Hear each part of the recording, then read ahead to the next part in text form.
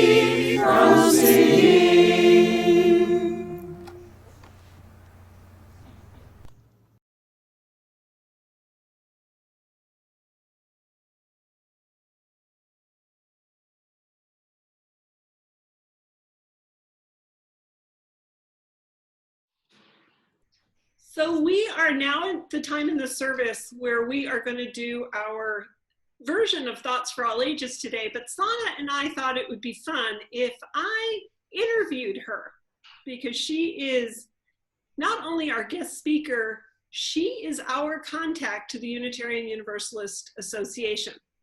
So for our learners of all ages out there, I'm going to get to ask Sana a few questions so we can learn together. So could you tell us, Sana, what does it mean for you to be the primary contact for us? Where do you work? What do you do? Well, that's a great question, Sue. I'm really grateful to be able to do this with you. Thanks for the invitation. I work from home, so I'm based in Ardmore, Pennsylvania, right outside of Philadelphia. I am working for the Unitarian Universalist Association's Central East region. We have several regions in the US, and this one is a region that encompasses both Delaware, Maryland, Virginia, Pennsylvania, and some parts of Ohio and West Virginia. So I have under my role as a primary contact 40 congregations that I stay in touch with and help be a person that connects folks to resources, offer support when things are confusing, they've got questions, offer networks, connect people to different professionals, other congregations that might be doing things that they're interested in. So I just try to be a networker, connector, like a bridge between people and between leaders and congregations. So that's interesting. So you get to see a whole lot of different congregations in the area. How do people come to you? What we look forward to getting to know you. What are the kinds of issues we might find ourselves calling you about? Yeah, some people, bring just come to me with general questions, things that they are brainstorming about, and want to just talk to me and brainstorm. Um, Other times, people get in touch with me about financial concerns, thinking about their pledging, thinking about stewardship, planning, and ask me questions around that. People get in touch about leadership development. A lot of the staff in the Central East region do leadership development retreats and trainings. We have a lot of really great trainings that we've offered in the past that are recorded and on the Leader Lab website. So I really encourage you all to check that out. People come to me with governance concerns when they are What thinking is about. well, if we're doing Thoughts for All Ages, tell me, what is governance? What's the short version of what governance is?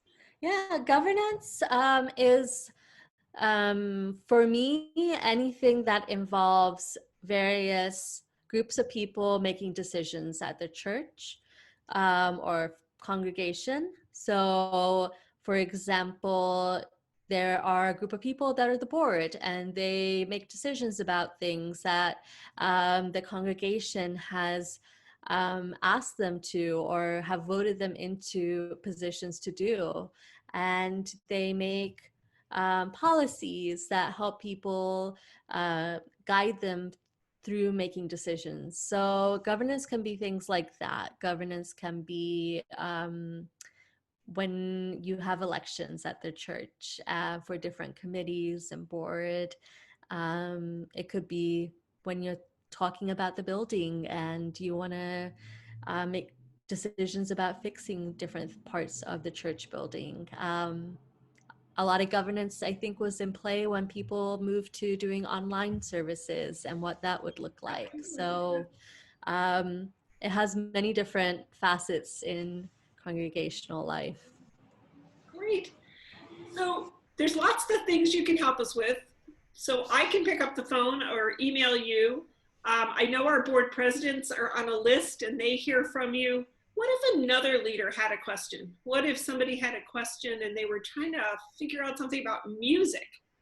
do you have resources, even if you don't know how to do it, that you could connect our music team or our religious education, religious exploration groups? Do you have Yeah. places to connect us with? Yeah, we have again a lot of resources through our Leader Lab website that have been focused on different areas. So we have on staff Shannon Harper and Evan Carvel Zemer, and those two staff members focus on RE, youth programming, and things like that. Pat Ifanti as well is a Okay. really great connection for religious education. Um, and so they've done a lot of work that is on Leader Lab, webinars about different things. The most recent thing we did was um, how to have safe RE programming online and what that looks like in the time of pandemic. So, And I know a few of our folks did attend that because we've got oh, great. an emerging youth group in Easton, and they were sharing some of that information. So what I hope folks hear is there's lots of ways that Yeah. as a small congregation we can connect with you. So Yeah. my final question, I know you and I have been in the process of working with our board presidents to set up a couple of different meetings. What's going to help you get to know us, the congregation in Easton, the congregation in Chestertown? What are the ways that Sana Saeed likes to get to know a congregation? Um, well, the first most obvious thing would be to just reach out, email me. We can set up a time to get to know each other, learn more about each other as leaders, and um, brainstorm if you have any questions and ideas coming up for you about things you'd like to do with your congregation.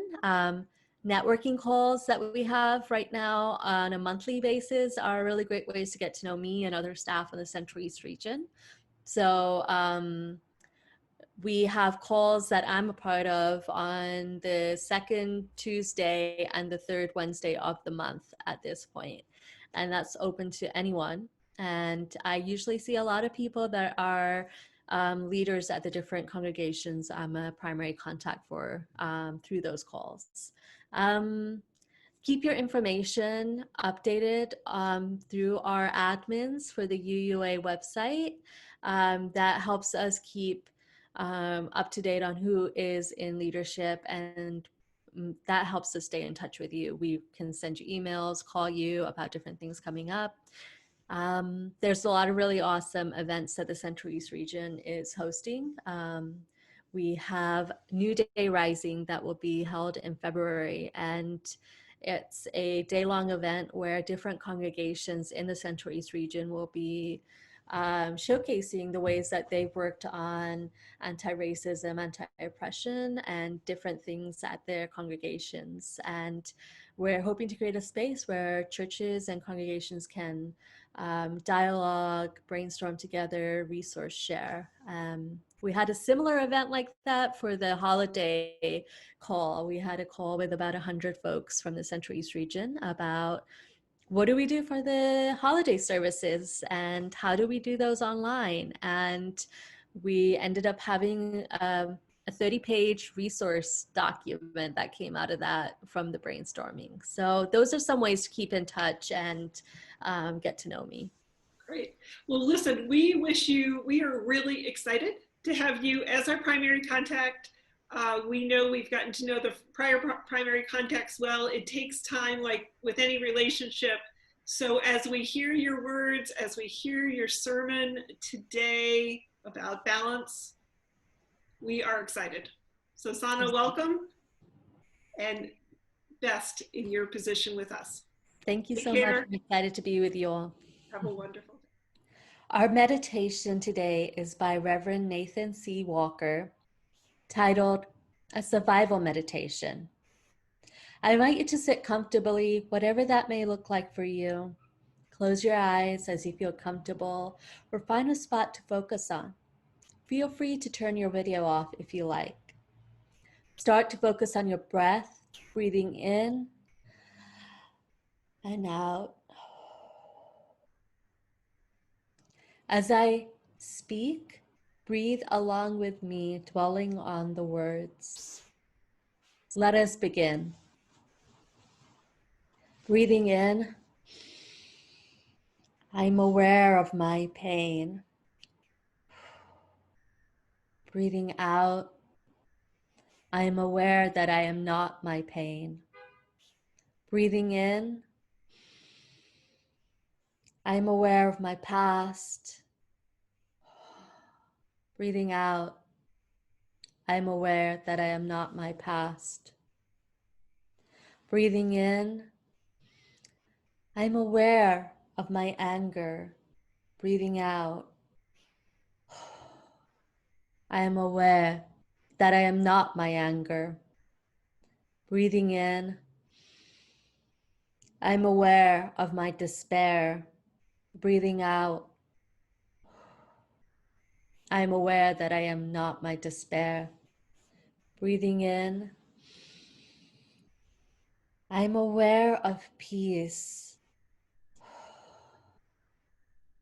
Breathing out, I am aware that I am worthy of peace. Breathing in, I am aware of love. Breathing out, I am aware that I am worthy of love. Breathing in, I am aware of joy. Breathing out, I am aware that I am an agent of joy. Breathing in, I am aware of hope. Breathing out, I am aware that I am an agent of hope. Breathing in, I am aware.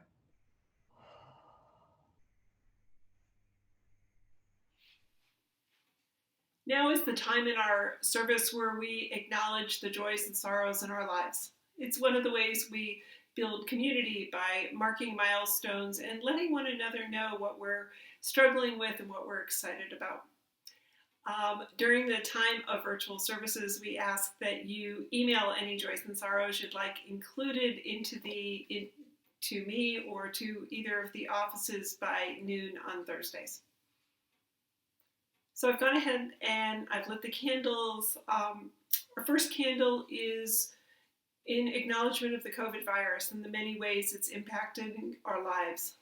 It's for the losses, for the families that are struggling, for the uncertainty we are all living with as we wait for vaccines to be developed and as we wait for tests to come back.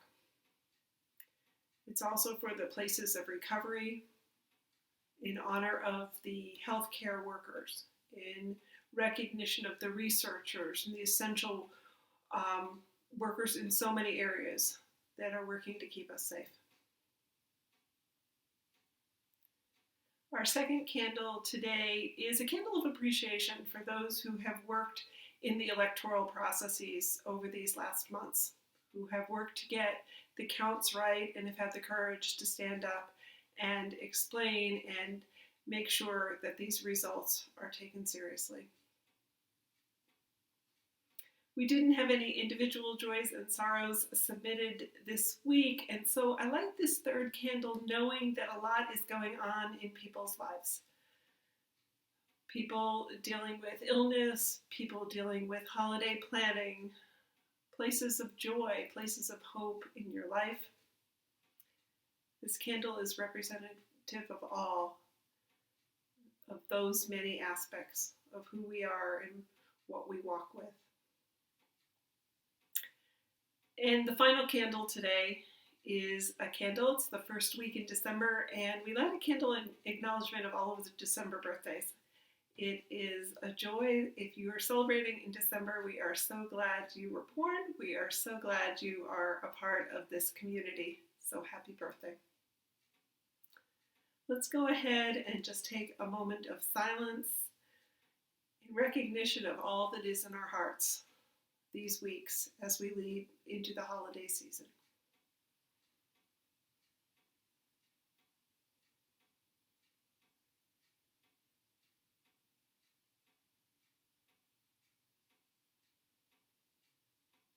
Amen, and blessed be.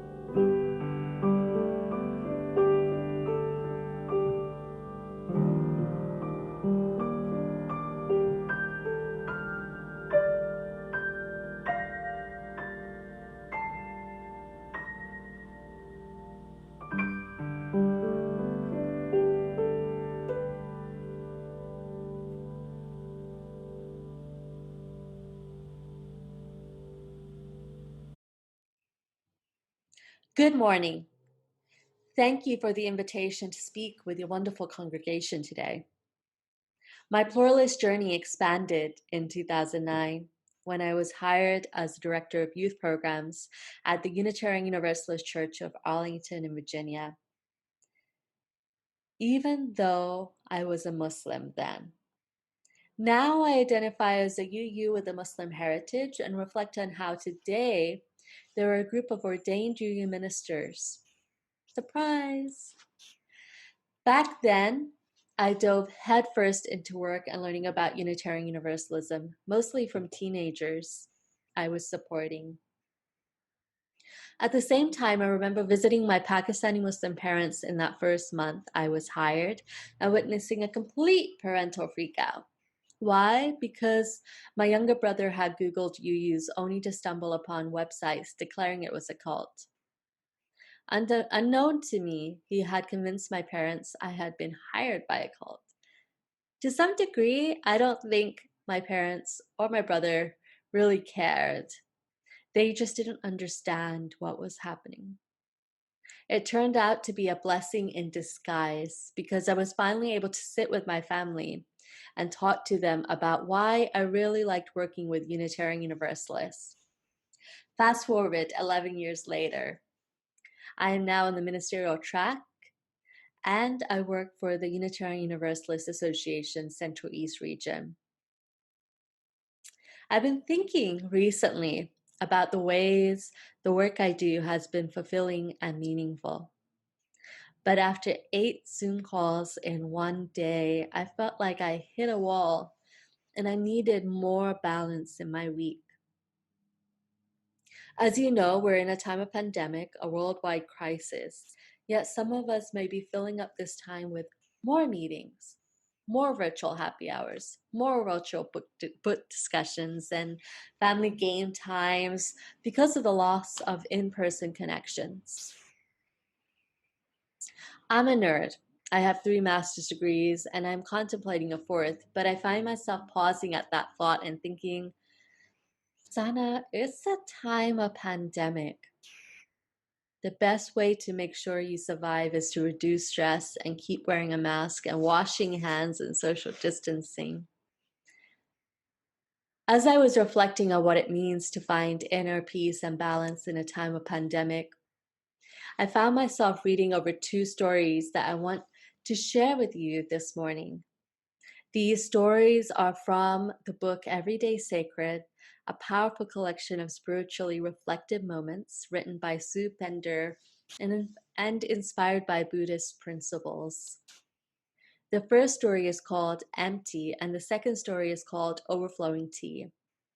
After I read the first story, there will be a moment of reflection. Then I will move on to the second story. This first story is titled Empty. Sue says, I was giving a talk one day to a group of quilters. Quilters love slides. I am awkward around machinery and I don't have a friendly relationship with slides. By chance that morning, I opened the slide box and found nothing there, just the empty tray. I am empty, Sue said, stunned, startled by the truth of that statement. When I first read this story, it made me reflect on the places that I feel empty. It's an overwhelming time in many ways right now. There's this weird feeling of being overwhelmed and yet at the same time not having certainty and knowing enough of what will happen in a few months. Yet when some of us think about being empty, we may feel scared. Does it mean I don't have enough life experiences? Does being empty feel like loneliness and having no friends? Perhaps feeling empty means you'll have to confront the things that you've been avoiding or trying to distract yourself from. Those are all real and valid feelings. Feeling empty can be hard because it feels like nothingness sometimes. But when I think about emptiness these days, I find myself reflecting on the potential in being empty. As poet Jalaluddin Muhammad Rumi, or otherwise known just as Rumi, to many stated, we come spinning out of nothingness, scattering stars like dust. To me, emptiness is not complete nothingness. It doesn't mean that nothing exists at all. Instead, what it could mean is that there is potential for something amazing, maybe a deeper experience. The Dalai Lama once said, we can never obtain peace in the outer world until we make peace with ourselves. To me, this is a call to find balance, process the things weighing us down internally, and explore the ways we participate in the outer world. It is also a call to think about the impact we have if we don't take care of ourselves internally first. It also means that things may not exist the way our grasping self supposes they do.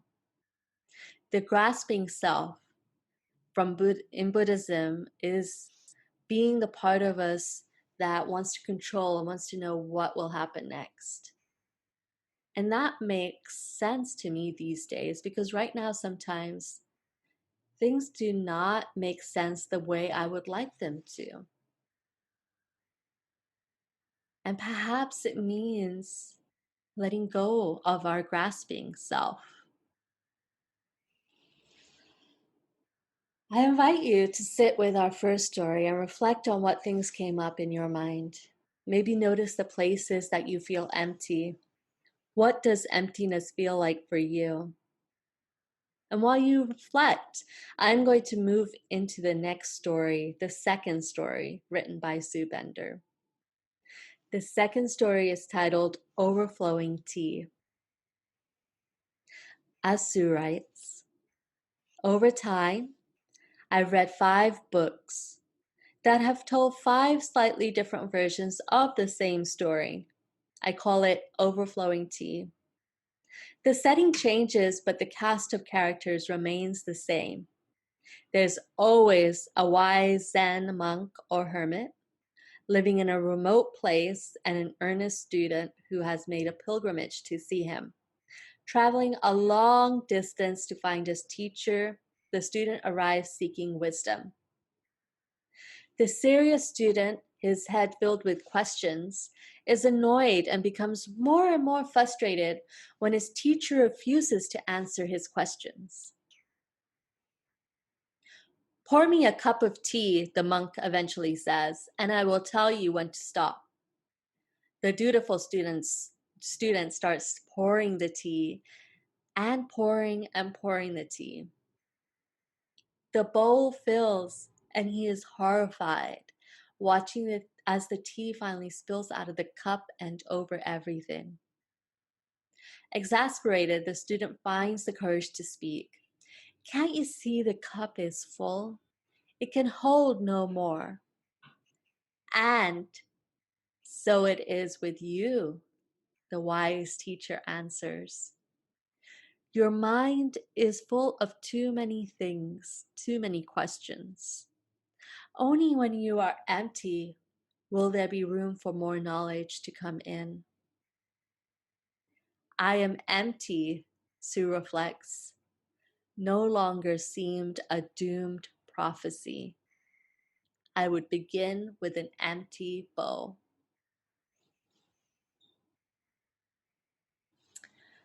Where are the places that you feel like you're overflowing with way too much stuff? Maybe too much Zooming, too many emails, too many books to read, and things you want to do. Maybe there are too many hard things to deal with, or too much time and not knowing what to do with it all. What in your life needs to be emptied right now? These stories make me reflect on the ways I bring myself to peace building endeavors. We're constantly asked to do things, and sometimes saying no to requests is part of that emptying process when you're too full. But also, personally in life right now, I feel like there's a lot of change. Some of us may be feeling overwhelmed by changes at work, at fellowships and congregations. Yet, it could be good to feel full. A few weeks ago, I met a chaplain who described her metaphor for chaplaincy as being a teacup, like the story we read, that is overflowing with tea into a saucer. But she said she was overflowing with good things, and the saucer was a metaphor for the people she is taking care of right now. So she sees the tea spilling into the saucer as sharing some of the good things with her flock. I also sit with what it means to feel empty inside and how to think about it as room for growth and learning rather than a doomed prophecy. As Lao Tzu states, best be still, best be empty. In stillness and emptiness, we find where to abide. Talking and moving, we lose the place. So, how am I finding balance thinking of these ideas on emptiness and fullness? Well, I am practicing drawing boundaries on how many Zoom calls to take a day. My threshold right now is 4. I also like a good old fashioned phone call most days so I can walk outside while speaking. That helps me to focus on taking care of my wellness and at the same time not feeling so exhausted by having to always be on screen. So maybe there's balance there. I've also built in 3 10-minute moments of meditation or reflection to practice breathing and closing my eyes just to let them rest throughout the day. I'm not saying to find inner peace is to be stagnant. Minot Judson Savage, a Unitarian minister, wrote in 1882, "Peace, it is not stagnation, nor simple aimless rest. 'Tis tireless movement onward, impelled by some high quest." Here's another way to think about it. When I did my first master's degree in conflict analysis and resolution, I had to take an introductory course for a semester titled Reflective Practice. In this course, we did endless role plays of conflict scenarios and dialogue work. We incorporated a practice of questioning as a mediator. For example, we asked ourselves questions like, what feelings are coming up for me in this moment? Am I stereotyping one of the conflict parties? Am I being racist? Am I being biased? Where am I feeling triggered?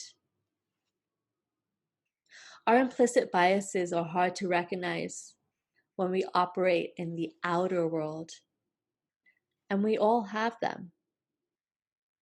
I believe that in order to be the best I can be in moments of crisis and conflict, in moments of dialogue with people with differing views than myself, I need to do the internal work to process the things that impact my ability to be present and know the biases I carry and commit to working on them.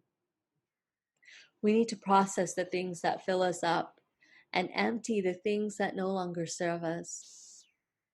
My highest quest is for a collective liberation where people are living in a beloved community free from oppression. And I know I can't do that work alone. It takes all of us. It takes all of us committing to doing the internal work as well as the work in the streets to bring about true peace. As we move through today, friends, may we be mindful of the things that sustain us and soothe us. May we reflect on the emptiness and the way emptiness within may allow us to lean into new experiences and be mindful of where we feel full. May we find moments of stillness, peace, and balance. In the next few days, months, years, may we have the courage to say, I'm too full, and be able to lighten the load. And may we be accompanied on this journey that ebbs and flows like a river with a community that strengthens and comforts us towards our higher quest. May it be so. Amen.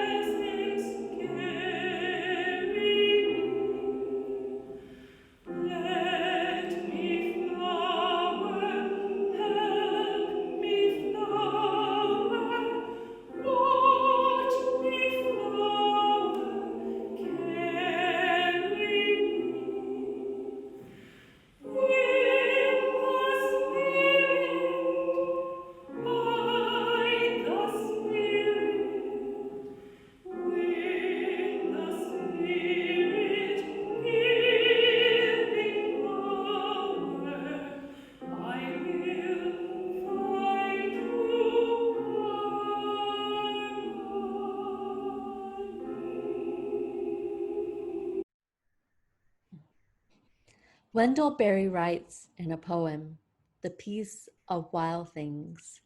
When despair for the world grows in me, and I wake in the night at the least sound, in fear of what my life and my children's lives may be, I go and lie down where the wood drake rests in his beauty on the river, and the great heron feeds.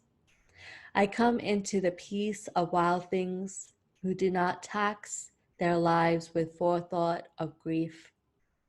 I come into the presence of still water, and I feel above me the day blind stars waiting with their light. For a time I rest in the grace of the world, and I am free. As we depart today, may you find time to lay down and rest in the grace of the world, outdoors where the peace of the wild things inspire inner peace, stillness, and healing within your spirit. Go in peace, friends. Thank you, Sana, and thank you everyone who made today's service possible, both those that folks have seen and the many who work behind the scenes. Thank you. So we are now going to extinguish this chalice.